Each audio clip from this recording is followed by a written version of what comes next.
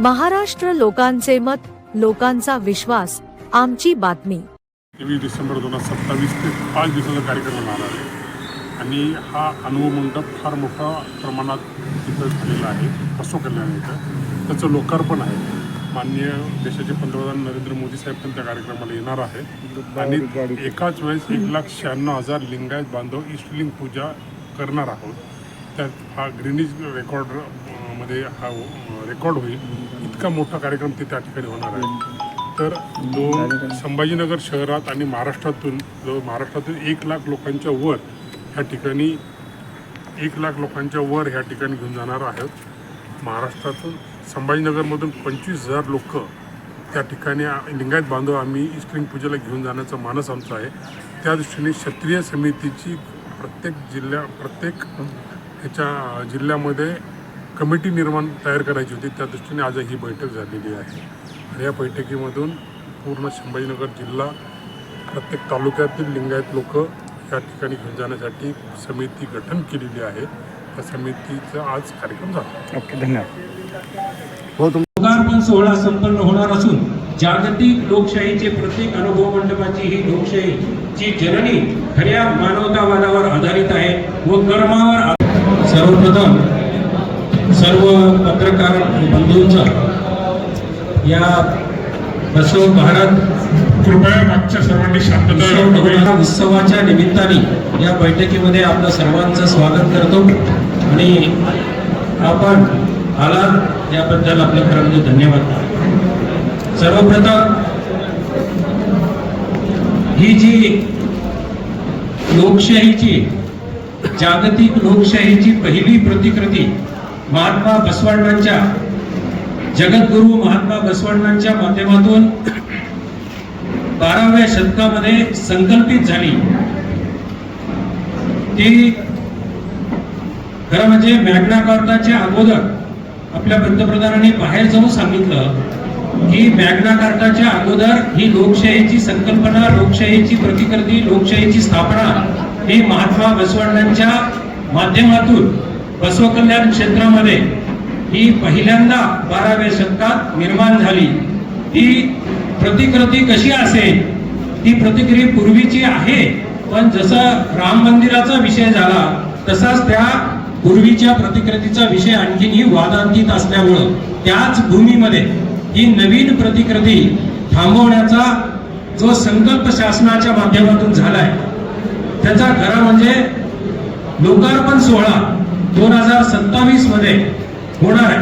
त्या अगोदर कदाचित स्टेट गव्हर्नमेंटच्या माध्यमातून एक कार्यक्रम होऊ शकतो, परंतु हा जो क्षेत्र समिती म्हणजे उत्सव समिती आहे ही त्या परिक्षेत्रामध्ये जे काही खरं म्हणजे बसवण्णांच्या पूर्वकालीन पूर्णपणे माहिती आणि सर्व बाबींचा उल्लेख आणि साकारण्यासाठी निर्माण झालेली आहे.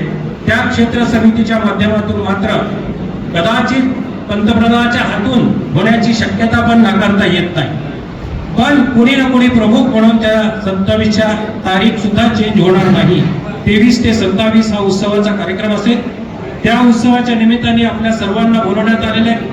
आज जे लोकशाहीचं प्रतीक खरं म्हणजे ज्याप्रमाणे लोकांच्या समोर येत आहे 12व्या शतकामध्ये ही लोकशाही कशी असावी याची खरी प्रतिकृती 12व्या शतकात बसवण्णांनी मांडलेली संकल्पना आहे त्यामधून बाहेर येते.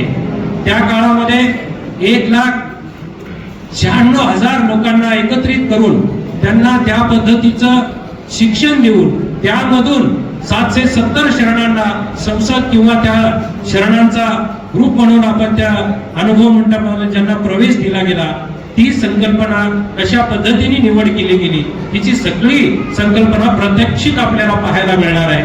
ती त्या स्वरूपामध्ये त्याचा खरं म्हणजे आराखडा थोडक्यात असा आहे की ते 1,000 कोटीचा जवळपास तो खर्च शासनाने केलेला आहे आणि खूप सुंदर आहे.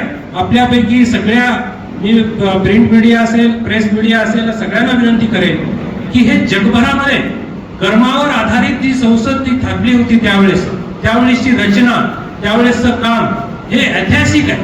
जात, धर्म, पंथ किंवा वर्ण न मानणारी आणि स्त्री पुरुष समानता मानणारी ही 12व्या शतकातली संस्कृती आज लोकशाहीच्या समर्पित पद्धतीने पुढे आले पाहिजे। आणि तो कार्यकर्ता लोकशाहीचा संसद म्हणून जो पुढे येणार आहे तो कसा असला पाहिजे हिची संकल्पना सुद्धा तिथे निर्माण असणार आहे। कारण त्यावेळेस जे संसदपटू म्हणून त्या तिथे आले, शरण एकत्रित आले किंवा त्या अनुभव मंडपामध्ये ज्यांना प्रवेश मिळाला त्यांनी जी मांडलेली कल्पना आहे, तर आता सरांनी सांगितलं की त्यापैकी 230 खरं म्हणजे शरणांनी त्यावेळेस जे मांडलेली वचनं आहेत त्याचा आजही आपण पूर्णत्वाला जाऊ शकत नाही। जगभर आज त्या पद्धतीचं काम चालू आहे आणि कर्माच्या माध्यमातून जात वर्ण भेद न मानता त्या लोकांची निवड कशी केली गेली तर त्या पद्धतीची संकल्पना आजही प्रत्यक्षात असावी।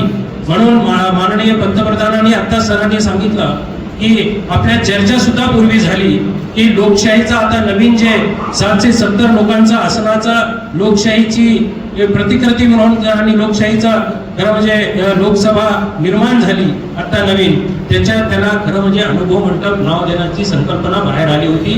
ती प्रचार आणि प्रसाराच्या माध्यमातून आपल्यापर्यंतही आली, पण ती काही कारणाने होऊ शकली नसली तरी त्यांची बसवण्णांची कार्यप्रणाली त्यामध्ये कशी असेल ही दाखवण्याचा प्रयत्न केला गेलाय।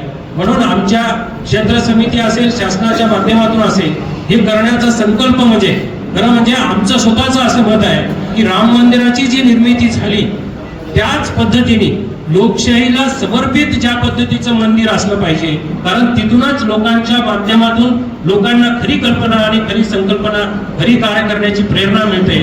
ती संसद 12व्या शतकात निर्माण झाली ती कशी असली पाहिजे याची प्रतिकृती जगातल्या लोकांना पाहण्यासाठी हा चांगला लोकार्पण सोहळा होणार आहे। त्यासाठी आम्ही सगळ्या लोकांना आव्हान करतोय खरं म्हणजे की ती असली पाहिजे, ती त्या पद्धतीने निर्माण होणार आहे, त्याचा लोकांनी लाभ घेतला पाहिजे आणि आपणही त्याप्रमाणे संकल्पित मनामध्ये भावना निर्माण करून ती समर्पित करण्याचा विषय केला पाहिजे। सर, बसव कल्याण क्षेत्र समिती महाराष्ट्र राज्य कार्यकारिणीची बैठक बसव कल्याण क्षेत्र समितीचे सदस्य आणि सर्वा खरं म्हणजे आमचे मार्गदर्शक डॉक्टर अमरनाथ सोलपुरे सरांना महाराष्ट्राचे बसव कल्याण क्षेत्र समितीचे अध्यक्ष म्हणून मी स्वतः माधवराव पाटील टाकळीकर, उपाध्यक्ष विजयकुमार हत्तुरे, सचिव डॉक्टर शेषराव सेटे, सल्लागार वीरेंद्र मंगलगे, प्रदीप ब्रांडे, सहसचिव प्राध्यापक राजेश्वर भुजे, कार्यवाह सुनील हेंगणे, कार्यालय प्रमुख तन्मय रोडगे यांच्या उपस्थितीत आज रविवार दिनांक 5 जुलै 2026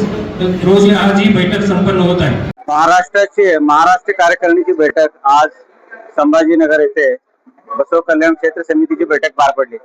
या बैठकीमध्ये सोलापूर जिल्ह्यातून आज नव्याने बसवराज दिंडोरे म्हणून आज यांची निवड झालेली आहे। शहर अध्यक्ष गुरुबेटी साहेबांची निवड झालेली आहे। आम्ही महाराष्ट्रामध्ये काम करत असताना बसव क्षेत्र समितीमध्ये जेव्हा बसव कल्याण मध्ये आम्ही गेलो होतो त्यावेळेस त्या सूचना अशी आली होती की बसव कल्याण मध्ये पुढच्या वर्षी जे प्रोग्राम होणार आहे त्या ठिकाणी कमीत कमी महाराष्ट्रातून 1 लाख लोक जातील अशा या पद्धतीची आम्ही व्यवस्था करणार आहोत। आणि सोलापूर जिल्ह्यातून, कारण लिंगायतांची सर्वात मोठी संख्या सोलापुरात आहे आणि सोलापुरातून कमीत कमी 1 लाख लोक बसव कल्याणला कसे जाता येईल याचं आम्ही नियोजन करणार आहे। कारण त्या ठिकाणी देशभरातून 10 लाख जमा होणार आहेत आणि कमीत कमी 1.5 लाख लोक हे इष्टलिंग सामूहिक पूजा करणार आहेत। असा एक मोठा ऐतिहासिक प्रोग्राम बसव कल्याण इथे संपन्न होणार आहे। त्यामध्ये सोलापूरचा खूप मोठा वाटा असणार आहे आणि पुढील बैठक सुद्धा सोलापुरात होणार आहे। आजच्या या संभाजीनगरच्या बैठकीत विविध आम्हाला मार्गदर्शन करण्यात आलं कशा पद्धतीने काम करायचं काय नाहीये आणि त्या पद्धतीने मी पुढील वाटचाल करणार आहोत। मी विजयकुमार हत्तुरे, बसव कल्याण क्षेत्र समितीचा प्रदेश उपाध्यक्ष, नंबर अचप्पा गुरुबेटी, राहणार सोलापूर आणि सोलापूर शहर अध्यक्ष। ते जे कामात मला दिलेले आहे ते वेगवेगळ्या कामावर मी काम करत राहील ती माझी नमुदी होती।